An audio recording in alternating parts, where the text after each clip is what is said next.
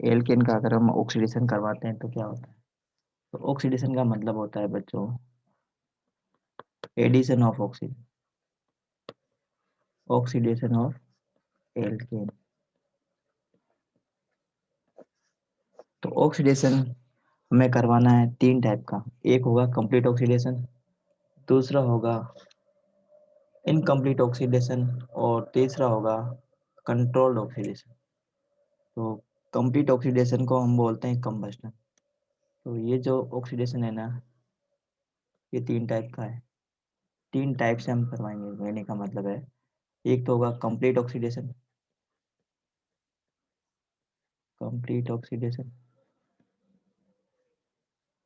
Second होगा incomplete oxidation,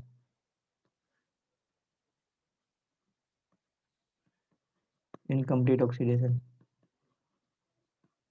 और जो थर्ड है वो है कंट्रोल्ड ऑक्सीडेशन। तो सबका मीनिंग बताएंगे। तो कंप्लीट ऑक्सीडेशन का एक और नाम है बेटा, उसे हम बोलते हैं कंबस्टन। कंबस्टन का मतलब होता है burning of any substance in the presence of oxygen. जब भी कोई भी सब्सटेंस ऑक्सीजन की प्रेजेंस में बर्न होता है, substance burn in the presence of oxygen, इसको क्या बोलते हैं? कंबस्टन। ठीक है, तो हमें यहाँ पढ़ना है बच्चों कंप्लीट ऑक्सीडेशन, कंप्लीट ऑक्सीडेशन या कंबस्टन पढ़ना है। मतलब ऑक्सीडेशन का मतलब है एडिशन ऑफ ऑक्सीजन और रिमूवल ऑफ हाइड्रोजन। तो देखते हैं कैसे होता है। सबसे पहले हमने सबसे सिंपलेस्ट टाइप का एल्केन लिया, मीथेन। इसकी रिएक्शन करवाते हैं बच्चों ऑक्सीजन से। मतलब जो मीथेन गैस है ये ऑक्सीजन की प्रेजेंस में बर्न होगी। कंप्लीट ऑक्सीडेशन का मतलब क्या है? Burning of methane gas in the presence of oxygen. क्या प्रोडक्ट बनेगा? कार्बन डाइऑक्साइड गैस बनती है और वाटर वेपर्स बनती है, लिक्विड। अब इसके लिए डेल्टा एच की वैल्यू भी आपको ध्यान रखना है। डेल्टा एच का मतलब क्या होता है? हीट ऑफ कंबस्टन, जो है -890.4 किलो जूल, 890.4 किलो जूल। ये क्या है? Heat of combustion for methane. अगर मीथेन को गर्म करते हैं तो पर मोल हमें इतनी एनर्जी मिलेगी। ठीक है, एक मोल से हमें इतनी ज़्यादा एनर्जी मिलेगी।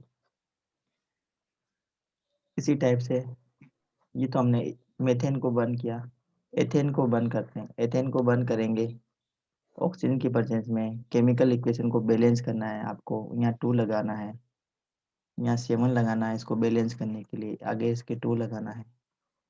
प्रोडक्ट एक ही बनेगा, कार्बन डाइऑक्साइड 4 मोल बनेंगे इसके, 6H2O। ये भी लिक्विड फॉर्म में बनेगा। इसके लिए डेल्टा एच की वैल्यू होती है -1580। ये आपको याद नहीं करना है, ये आपको ध्यान देना है कि किस कंपाउंड को बर्न करने से कितनी ज़्यादा अमाउंट में एनर्जी रिलीज होती है। तो मीथेन और इथेन का कंपैरिजन करते हैं तो हमें ये पता चलता है कि एथेन को बर्न करने से ज़्यादा अमाउंट में एनर्जी रिलीज होती है। इसी टाइप से अगर ब्यूटेन को बर्न करते हैं, ब्यूटेन को, ब्यूटेन AC4H10 बर्न करेंगे इन the presence of oxygen, balance करने के लिए आगे ये लगा देंगे 13/2, कार्बन डाइऑक्साइड गैस मिलेगी और वाटर वेपर्स मिलेगा।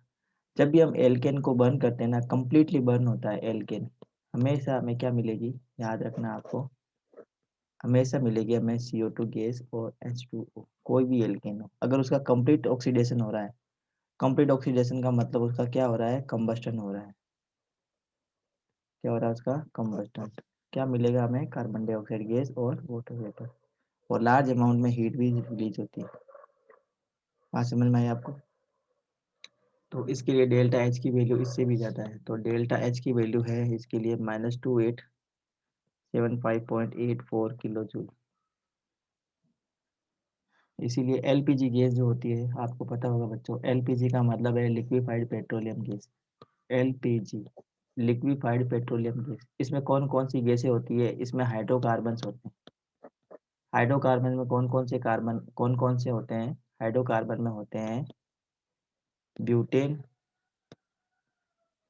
And propane. इन दो गैसेस का मिक्सर होता है क्या? LPG gas. इन दो गैसेस का मिक्सर होती है। समझ में आया आपको पॉइंट बच्चों? पॉइंट क्लियर है ना? हमने कंबशन पढ़ा है, कंप्लीट कंबशन पढ़ लिया है। अब हम पढ़ेंगे इनकम्प्लीट कंबशन। इनकम्प्लीट कंबशन इसे बोलो, या फिर आप इसको बोलोगे इनकम्प्लीट ऑक्सीडेशन। इनकम्प्लीट ऑक्सीडेशन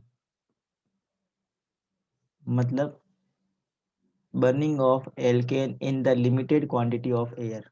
इसे हम क्या बोलेंगे बच्चों? मीनिंग है इसका, burning of alkanes in the limited supply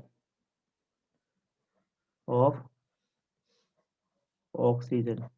अगर ऑक्सीजन की लिमिटेड सप्लाई में एल्केन्स को बर्न करते हैं तो उस प्रोसेस को हम क्या कहेंगे? इनकम्प्लीट ऑक्सीडेशन और incomplete combustion. Incomplete combustion. Example देखते हैं बच्चों। मीथेन गैस को बर्न करते हैं in the limited quantity of oxygen. Burn करना है हमें तो एक ही प्रोडक्ट मिलेगा बेटा, कार्बन मोनोऑक्साइड। ठीक है, वाटर वेपर साथ में रिलीज होगी। कार्बन मोनोऑक्साइड ये मेन कंपाउंड है। ये कार्बन मोनोऑक्साइड है, कार्बन मोनोऑक्साइड। जबकि हम कंप्लीट कंबशन करते हैं तो क्या बनता है हमारे पास कंपाउंड? Carbon dioxide. देखो कार्बन डाइऑक्साइड गैस बनती है। इनकम्प्लीट कंबशन से कार्बन मोनोऑक्साइड गैस बनती है। ठीक है,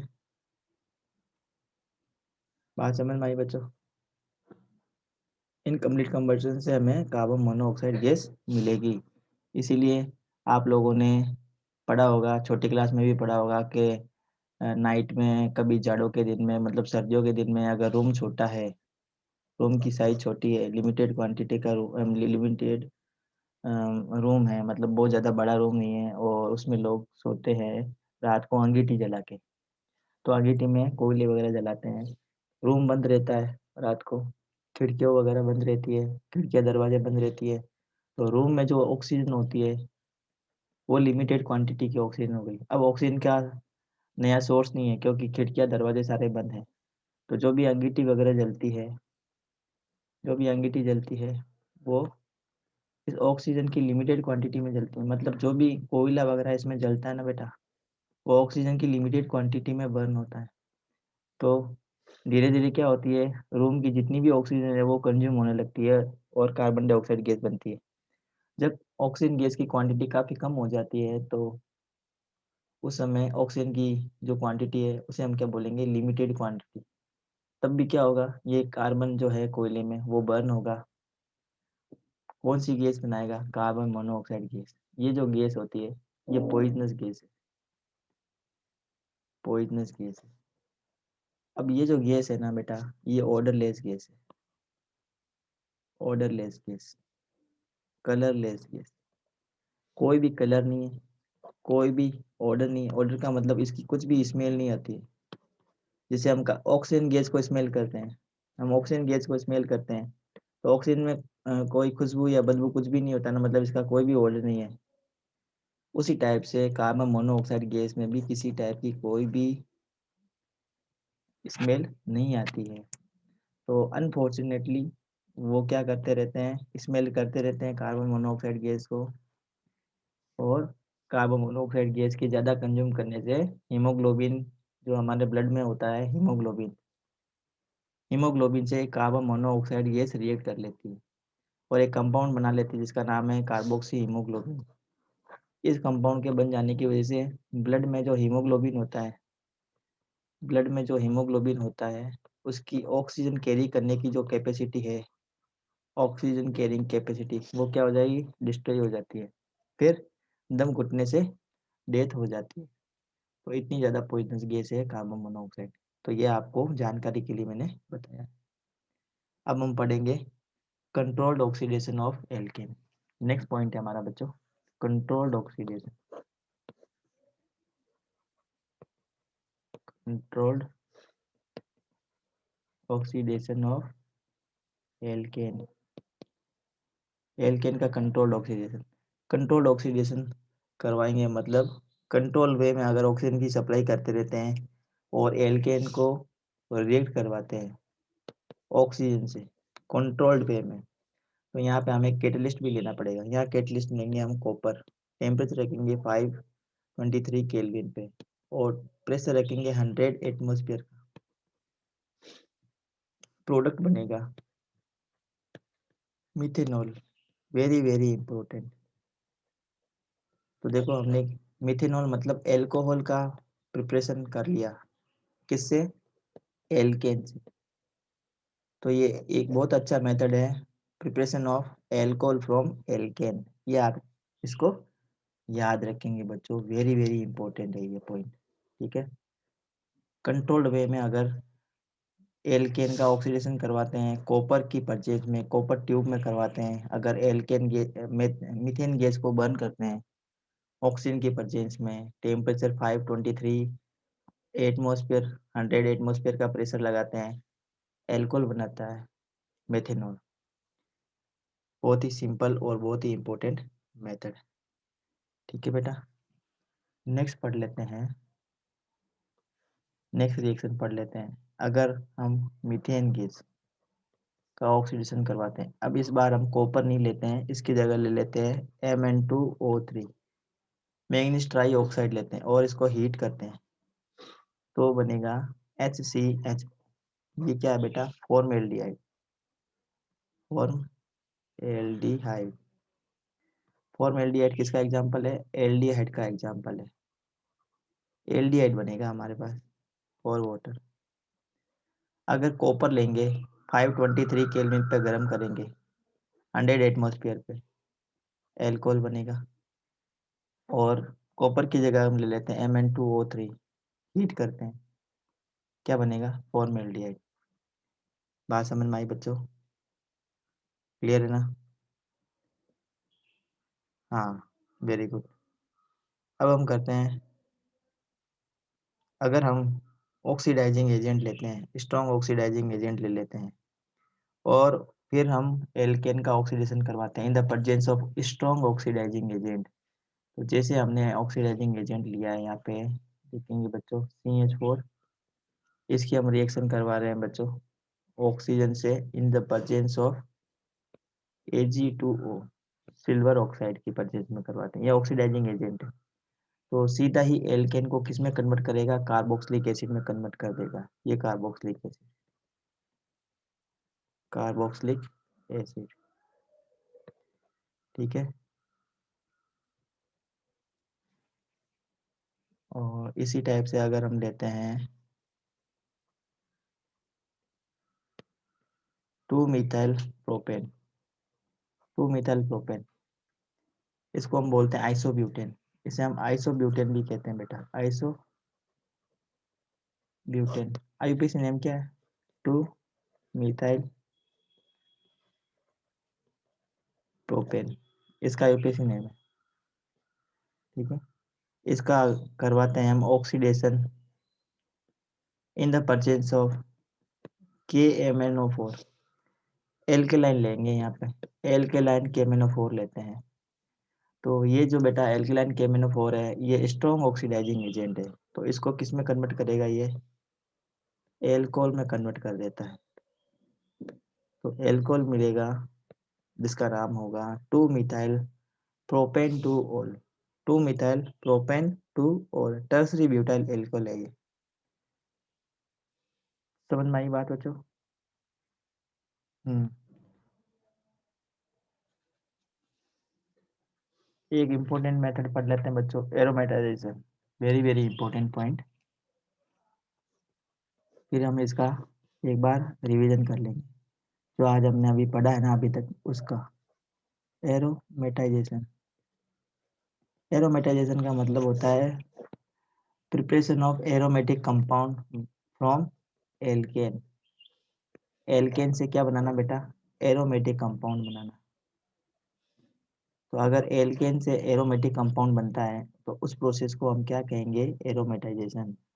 जैसे अगर हमारे पास में है एन हेक्सेन, एन हेक्सेन का मतलब है नॉर्मल हेक्सेन, ये जनरल नेम है बेटा। CH3 CH2 और मैं ब्रैकेट लगा के 4 लिख देता हूँ, यहाँ लिख देता हूँ CH3। ये है बेटा नॉर्मल हेक्सेन, ये नॉर्मल हेक्सेन है। नॉर्मल हेक्सेन का मतलब है एन हेक्सेन, या इसको हम हेक्सेन भी लिख सकते हैं सिंपली। ठीक है, अब हम इसका करवाते हैं कंट्रोल्ड ऑक्सीडेशन। कंट्रोल्ड ऑक्सीडेशन का मतलब है यहाँ पे कंट्रोल वे में इसका करवाएंगे oxidation in the presence of vanadium penta oxide. V2O5 यहाँ पे क्या है, कैटलिस्ट की तरह काम करेगा। इसकी जगह हम Mn2O3 भी लिख सकते हैं।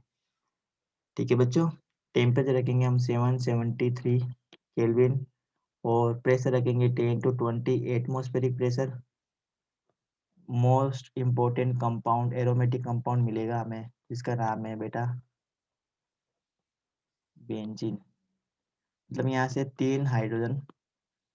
3 मोल ऑफ हाइड्रोजन क्या होगी, रिमूव हो जाएगी। 3 मोल ऑफ हाइड्रोजन गैस ये रिमूव हो जाएगी यहाँ से, ये कंपाउंड बनेगा। देखो बनता कैसे है, देखो ये जो नॉर्मल हेक्सेन है ना, ये वाली हेक्सेन, इसको हम किस टाइप से लिख सकते हैं, ध्यान से देखेंगे आप लोग।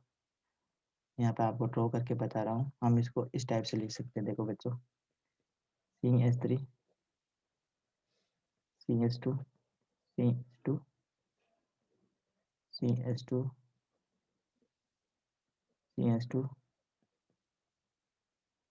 और यहाँ पे हमने लिख दिया CH3।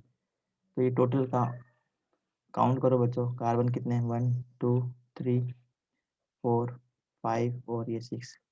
तो ये क्या है, हेक्सेन है। हमने हेक्सेन को इस टाइप से लिखा है।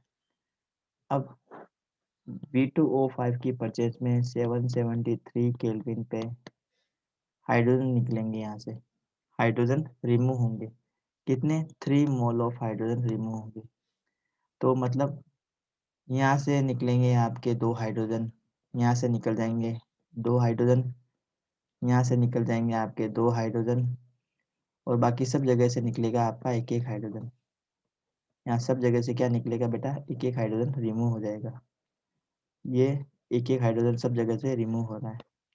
कंपाउंड बनेगा CH, सिंगल बॉन्ड CH, यहाँ पे double bond CH, single bond CH, double bond CH, single bond CH और यहाँ पे डबल बॉन्ड CH। ये कंपाउंड बनेगा, इसे हम बोलते हैं बेंजीन। क्या कहते हैं बेटा, बेंजीन कहते हैं। Most important reaction, most important reaction है बेटा, इसको आप याद कर लेंगे। एरोमेटाइजेशन इसको कहते हैं। Very very important chemical reaction, और कंपटीशन एग्जाम में पूछने की प्रोबेबिलिटी बहुत ही ज़्यादा है। ठीक है, बात समझ में आई बच्चों। तो ये हमारा हो गया एल्केन का पोर्शन कंप्लीट। एल्केन का पोर्शन हमने कंप्लीट कर लिया बच्चों। बच्चों, व्हाट आर द एल्कीन्स? तो alkenes are the hydrocarbon only. क्या होते हैं ये, हाइड्रोकार्बन ही होते हैं। क्या खासियत है एल्कीन्स की? एल्किन की खासियत है कि इसमें कार्बन और कार्बन के बीच में क्या होता है, डबल बॉन्ड होता है, डबल कोवलेंट बॉन्ड होता है। ठीक है, तो वो कार्बन और कार्बन में एक से ज़्यादा डबल बॉन्ड भी हो सकते हैं और एक डबल बॉन्ड भी हो सकता है। मतलब अगर आपको कार्बन की चेन दे रखी है, जैसे ये 1 2 3 4 5, 5 कार्बन की चेन दे रखी है, ऐसा भी हो सकता है जिससे यहाँ पे डबल बॉन्ड है, या single bond single bond single bond. ठीक है, और ऐसा भी हो सकता है कई बार कि आपको एक से ज़्यादा डबल बॉन्ड दे दे। आपको एक से ज़्यादा डबल बॉन्ड भी मिल सकता है, जैसे यहाँ पे अगर डबल बॉन्ड है, यहाँ अगर डबल बॉन्ड है और आपको यहाँ पर भी एक डबल बॉन्ड दे दिया, तो फिर कार्बन की एक ये जो वैलेंसी है ना, ये क्या हो जाएगी, कम हो जाएगी। बात समझ में आ गई बच्चों? मतलब एल्केन्स का मतलब ये है कि ऐसे हाइड्रोकार्बन जिसमें कार्बन और कार्बन के बीच में क्या हो, कम से कम एक डबल बॉन्ड हो, कम से कम एक डबल बॉन्ड हो, उन्हें हम क्या कहेंगे, हाइड्रोकार्बन्स कहते हैं। अब इसका जनरल फॉर्मूला क्या है बेटा, जनरल फॉर्मूला फॉर एल्केन्स पता होगा सभी बच्चों को, CnH2n। ये इसका क्या है, जनरल फॉर्मूला है। अब यहाँ पे n क्या है बेटा, वो 1 हो सकता है, 2 3 4 5 एंड सो ऑन, कुछ भी हो सकता है। हाँ, अब एक और बात ध्यान देंगे बेटा, एल्केन के लिए n इक्वल टू 1 नहीं होता, ठीक है ना, ये पॉसिबल ही नहीं है, ये n इक्वल टू 2 से स्टार्ट होगा, ये आपको ध्यान देना। एल्केन के लिए n इक्वल टू 2 से स्टार्ट होता है, एल्केन में n इक्वल टू 1 स्टार्ट हो जाता है, और इसमें n इक्वल टू 2 से स्टार्ट होता है। तो ध्यान देंगे बेटा, जैसे अगर मैं n की वैल्यू 2 लिखता हूँ तो सबसे सिंपलेस्ट टाइप का एल्कीन हमें मिलेगी, कौन सी, C2H4। तो इसमें कार्बन और कार्बन के बीच में 2 ही कार्बन है, एक डबल बॉन्ड आएगा इस टाइप से, इसकी स्ट्रक्चर हो जाएगी। अब अगर हम इस एथीन को देखें तो एथीन में ये जो कार्बन है ना बेटा, इस कार्बन का हाइब्रिडेशन क्या है, इस कार्बन का हाइब्रिडेशन क्या है, अगर आपको पता है तो जल्दी से चैट बॉक्स में लिख के बता दो बच्चों, जल्दी से चैट बॉक्स में लिख के बताओ। अगर आपको हाइब्रिडेशन पता है इनका, जल्दी से चैट बॉक्स में लिख के बताओ।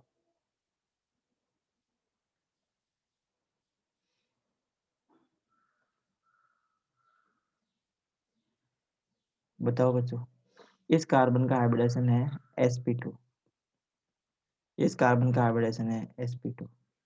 जब कोई भी कार्बन बेटा डबल बॉन्ड से कनेक्टेड होना, कोई भी कार्बन, हाइड्रोकार्बन की बात हो या फिर वो ऑर्गेनिक कंपाउंड की बात हो, चाहे वो हाइड्रोकार्बन की बात करें, चाहे हम ऑर्गेनिक दूसरे ऑर्गेनिक कंपाउंड्स की बात करें, अगर कार्बन डबल बॉन्ड से कनेक्टेड है तो उसका हाइब्रिडेशन हमेशा sp2 होगा। अगर कार्बन सिंगल कोवलेंट बॉन्ड से कनेक्टेड है इस टाइप से, इसमें देखो सभी कार्बन, हाँ इसमें देखो सभी कार्बन सिंगल कोवलेंट बॉन्ड से कनेक्टेड है ना, तो सिंगल कोवलेंट बॉन्ड में हमेशा हाइब्रिडेशन क्या होगा बेटा, हर कार्बन का हाइब्रिडेशन होगा sp3। अगर कार्बन और कार्बन के बीच में ट्रिपल कोवलेंट बॉन्ड हो इस टाइप से, तो इस कार्बन का हाइब्रिडेशन क्या होगा, sp, इसका क्या होगा बेटा, sp, इसका क्या होगा, sp3। ये अगर इस टाइप से दे दिया तो इसका क्या होगा, sp3, इसका sp2, और इस कार्बन का sp2। तो इस वे में आपको पता करना है क्या इसका हाइब्रिडेशन होगा, ठीक है। अब अगर मैं लिखता हूँ एथीन की स्ट्रक्चर, क्या लिख रहा हूँ बेटा, एथीन की स्ट्रक्चर लिख रहा हूँ मैं, एथीन C2H4, इसको हम किस टाइप से लिख सकते हैं, देखो CH2 डबल बॉन्ड CH2, ये कार्बन और ये कार्बन, इस टाइप से हम इसकी स्ट्रक्चर बनाएंगे। अब इसमें अगर आपको पूछे बेटा total number of sigma bond कितने हैं, total number of pi bond कितने हैं, तो आपका क्या जवाब होगा, पहले ये मैंने बता दिया था, बिगनिंग में बता दिया था, ये सिग्मा बॉन्ड है, ये सिग्मा बॉन्ड, ये सिग्मा बॉन्ड और ये sigma bond, total number of sigma bond कितने हैं, 5। Total number of pi bond कितने हैं बेटा, इसमें पाई बॉन्ड कितने हैं, सिर्फ ये एक बॉन्ड है ना, ये वाला बॉन्ड, ये पाई बॉन्ड है, तो number of pi bond only 1। अब आपको ध्यान देना है बच्चों कि जो भी सिग्मा बॉन्ड होते हैं ना, सिग्मा बॉन्ड का फॉर्मेशन कैसे होता है, सिग्मा बॉन्ड का फॉर्मेशन होता है अगर ऑर्बिटल्स कैसे ओवरलैप करे बेटा, इनका ओवरलैप हो एक्सियल ओवरलैप, अगर ये एक्सेल ओवरलैप करते हैं तो कौन सा बॉन्ड बनता है बेटा, सिग्मा बॉन्ड बनता है। एक्सेल ओवरलैपिंग जो होती है ना, ये स्ट्रॉन्ग होती है और इसमें ओवरलैपिंग बहुत ही ज़्यादा होती है, स्ट्रॉन्ग होगी और ओवरलैपिंग जो है ना वो बहुत ज़्यादा होती है, ठीक है, ओवरलैपिंग बहुत ज़्यादा होती है। दूसरा बॉन्ड हमने पढ़ा है पाई बॉन्ड, पाई बॉन्ड क्या होता है बेटा, वीक बॉन्ड होते हैं, और पाई बॉन्ड में ऑर्बिटल की ओवरलैप की लैपिंग कैसी होती है, साइडवेज होती है, कैसी होती है, sideways overlapping of orbital, sideways overlapping of orbitals, ठीक है। अब अगर कोई भी कार्बन के ऑर्बिटल साइडवेज ओवरलैप करेंगे तो साइडवेज ओवरलैपिंग करने से वो बहुत ही कम ओवरलैप कर पाते हैं, साइड से जब भी ओवरलैपिंग होती है ना वो बहुत कम होती है, एक्सियल ओवरलैपिंग हमेशा बहुत ज़्यादा क्वांटिटी में होती है। तो ये जो पाई बॉन्ड होता है, ये वाला पाई बॉन्ड, ये कैसे होते हैं? वीक होते हैं। ये वीक होते हैं, और ये जो बॉन्ड है ये कैसे होते हैं? स्ट्रॉन्ग बॉन्ड होते हैं।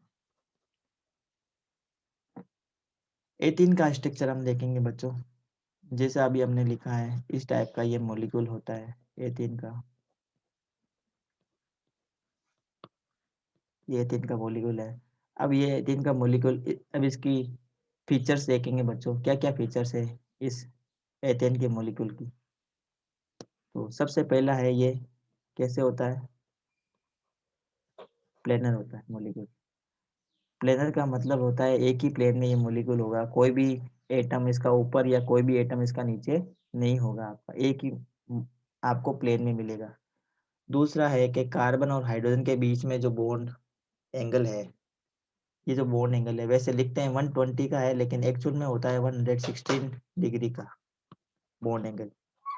और ये जो बॉन्ड एंगल है, ये वाला ये वाला बॉन्ड एंगल, ये होता है 121 डिग्री का।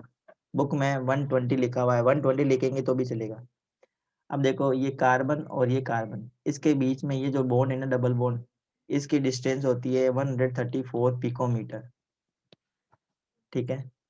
ये कार्बन, ये कार्बन और ये हाइड्रोजन, इसके बीच में ये जो बॉन्ड है ना, carbon hydrogen bond, carbon hydrogen bond की बॉन्ड लेंथ होती है 110 पिकोमीटर। ठीक है। एक बॉन्ड होगा इसमें सिग्मा बॉन्ड, एक बॉन्ड होगा पाई बॉन्ड। तो किसी भी बॉन्ड को सिग्मा, किसी भी बॉन्ड को पाई बॉन्ड कहने से कोई फर्क नहीं पड़ेगा। बात समझ में आ रही है? बात समझ में आ गई बच्चों? अब जो एल्किन्स होती है ना, एल्किन्स, ध्यान देंगे बच्चा, alkenes are alkenes more reactive are more reactive as compare to alkanes.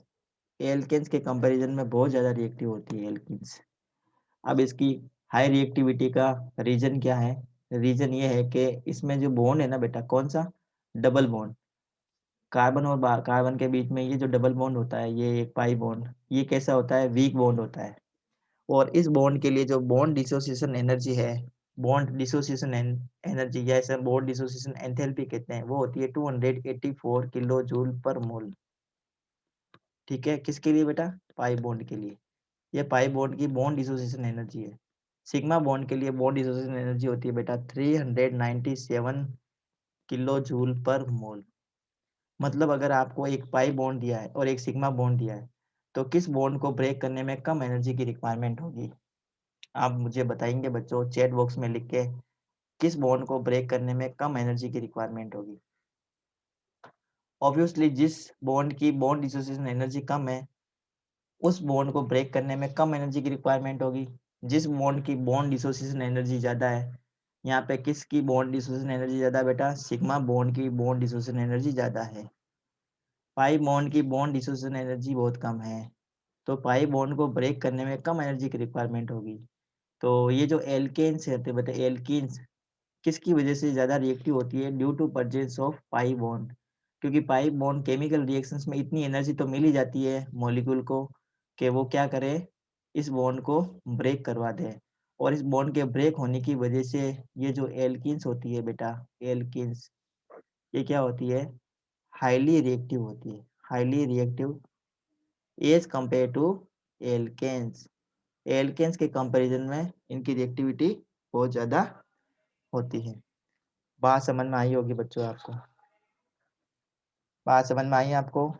अब इसका आईयूपीएसी नोमेनक्लेचर है, किस टाइप से इसका आईयूपीएसी नोमेनक्लेचर करते हैं, वो आप लोगों ने पहले ही सीख लिया है। सीख लिया ना बच्चा?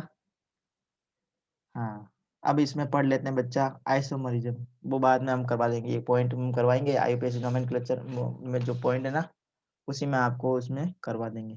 कुछ में अगर मॉलिक्यूल्स लिखूं तो आप उसका आईयूपीएसी नेम बता पाओगे बच्चों? जैसे एक मैं मॉलिक्यूल लिख रहा हूँ, ध्यान से देखेंगे आप और इसका नाम बताने की कोशिश करेंगे।